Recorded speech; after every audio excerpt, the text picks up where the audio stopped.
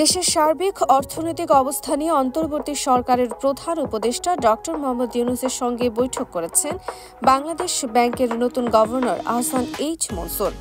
প্রধান উপদেষ্টার কার্যালয় থেকে পাঠানো এক সংবাদ বিজ্ঞপ্তিতে এ তথ্য জানানো হয়েছে।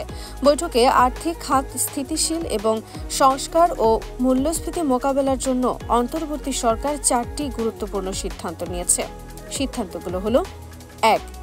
চাহিদা ও যোগানের যথাযথ ব্যবস্থাপনার মাধ্যমে দেশের বিদ্যমান মূল্যস্ফীতি কমিয়ে আনতে হবে।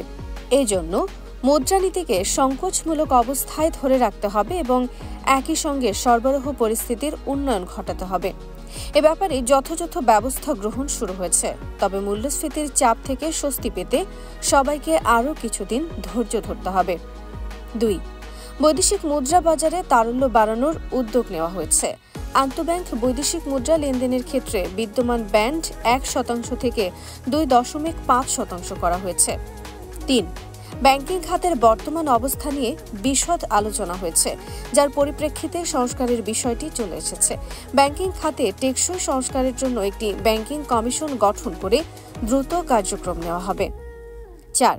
আর্থিক খাতের সার্বিক পরিস্থিতি এবং সংস্কারের বিষয়ে একটি রূপকল্প তৈরি করা হবে, যা অন্তর্বর্তীকালীন সরকার গঠিত হওয়ার 100 দিনের মধ্যে প্রকাশ করা হবে।